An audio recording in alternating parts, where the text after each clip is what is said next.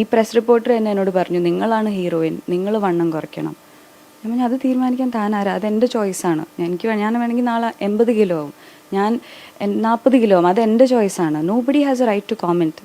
പറഞ്ഞ പോലെ തന്നെ നമ്മൾ നമ്മുടെ ജോലിക്കുള്ള റിക്വയർമെൻറ്റ്സിന് വേണ്ടി നമ്മൾ വർക്ക് ചെയ്യുന്നുണ്ട്. That's one thing. പക്ഷേ സിനിമയിൽ ഇല്ലാത്തതും ഉണ്ടെങ്കിലും ഉള്ള ഒരാൾക്ക് we have our choice. It's a personal choice. നമ്മുടെ ബോഡിയെ നമ്മൾ എങ്ങനെ നോക്കുന്നു, നമ്മൾ അത് വളരെ ഒരു കോംപ്ലെക്സ് ആൻഡ് ലെയേർഡ് തിങ് ആണ്. ഇതുപോലെ body shaming on A daily basis എല്ലാ ഇൻഡസ്ട്രിയിലും പുരുഷന്മാരും സ്ത്രീകളും ഫേസ് ചെയ്യുന്നുണ്ട്.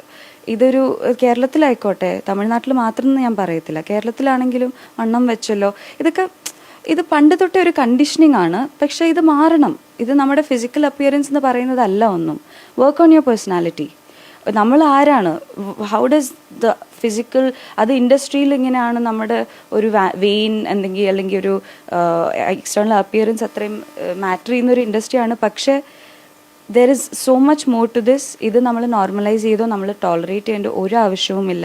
കാണുന്ന പ്രേക്ഷകരോടാണെങ്കിലും ഇങ്ങനത്തെ ബോഡി ഷേമിങ് നിങ്ങൾ ഫേസ് ചെയ്യുന്നുണ്ടെങ്കിൽ നിങ്ങൾ അതിന് പ്രതികരിക്കണം.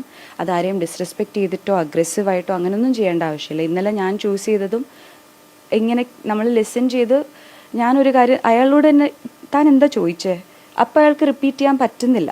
സോ മേ ബി നിങ്ങൾക്ക് പറ്റുന്ന പോലെ നിങ്ങളത് പ്രതികരിക്കണം. അത് കേൾക്കേണ്ട ഒരു ആവശ്യവുമില്ല. There is nothing wrong with you. Everybody has to be respected. Our body is a temple.